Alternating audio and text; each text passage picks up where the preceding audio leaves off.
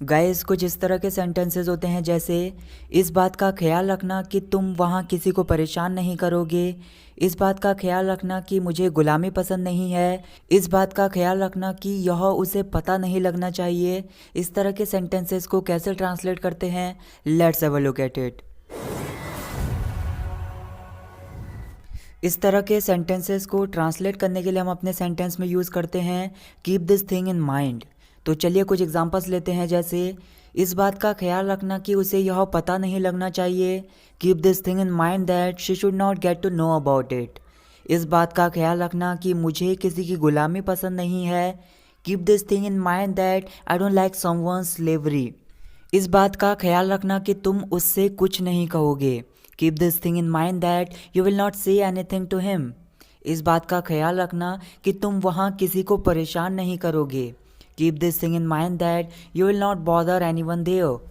कुछ इस तरह के सेंटेंसेस होते हैं जैसे जब उसने मुझे बताया कि वहाँ क्या हुआ था तो मेरे पैरों के नीचे से ज़मीन खिसक गई। जब उसने अपने पापा को पलटकर जवाब दिया तो मेरे पैरों के नीचे से ज़मीन खिसक गई। या फिर बच्चे के जवाब ने मेरे पैरों के नीचे से ज़मीन को खिसका दिया। मेरे पैरों के नीचे से ज़मीन खिसक गई। हम इस सेंटेंस को तब बोलते हैं जब किसी चीज़ की वजह से या फिर एक ऐसी सिचुएशन है जिसकी वजह से आप चौंक जाते हो या फिर हक्के बक्के रह जाते हो या फिर भौंचक के रह जाते हो। तो उस टाइम पर हम ऐसे बोलते हैं कि मेरे पैरों के नीचे से ज़मीन खिसक गई। तो इसको ट्रांसलेट करने के लिए हमारे पास एक एडजेक्टिव है डम्बफाउंडेड। डम्बफाउंडेड इसका मतलब होता है बहुत ज़्यादा चौंक जाना या फिर हक्का बक्का रह जाना या फिर आप बोल सकते हैं कि भौंचक्का रह जाना। तो ऐसे सेंटेंसेस को ट्रांसलेट करने के लिए हम अपने सेंटेंस में इस वर्ड को यूज़ कर सकते हैं। तो चलिए कुछ एग्जांपल्स लेते हैं जैसे जब उसने मुझे बताया कि वहाँ क्या हुआ था तो मेरे पैरों के नीचे से ज़मीन खिसक गई। इसका मतलब ये है कि मैं बहुत ज़्यादा हक्का बक्का रह गया। तो इसको आप ट्रांसलेट कर सकते हैं I was dumbfounded when he told me what had happened over there. I was dumbfounded when he told me what had happened over there. जब उसने उसे दूसरे लड़के के साथ देखा तो उसके पैरों के नीचे से ज़मीन खिसक गई। इसका मतलब यह है कि वो बहुत ज़्यादा चौंक गया। तो इसको आप बोलेंगे He was dumbfounded when he saw her with another boy. जब उसने अपने पापा को पलटकर जवाब दिया तो मेरे पैरों के नीचे से ज़मीन खिसक गई। When he talked back to his father, I was dumbfounded. यहाँ पर एक फ्रेजल वर्ब है talk back। इसका मतलब होता है किसी से अपनी ज़ुबान चलाना या फिर किसी को पलटकर जवाब देना या फिर उल्टा जवाब देना।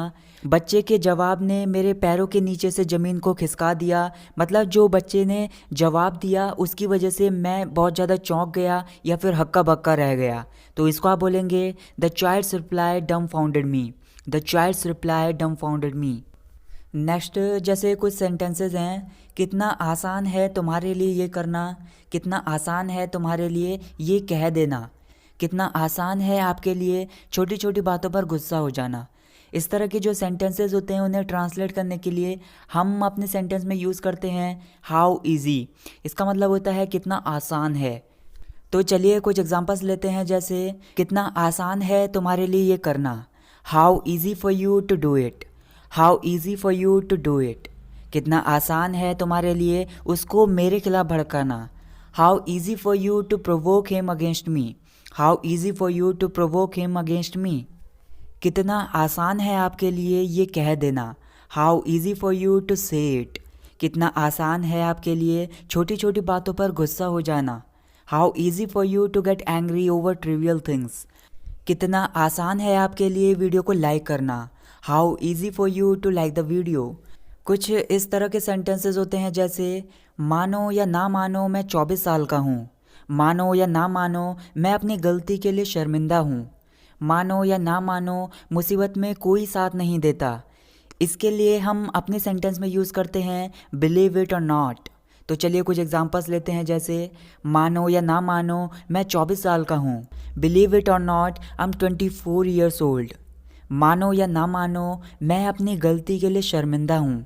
Believe it or not I am ashamed of my mistake. मानो या ना मानो मेरे मन में कोई भी शक नहीं है। Believe it or not there is no doubt in my mind. मानो या ना मानो वह सही में बुद्धू है या फिर सही में ना समझ है। Believe it or not he is really a foolish. मानो या ना मानो, मुसीबत में कोई साथ नहीं देता।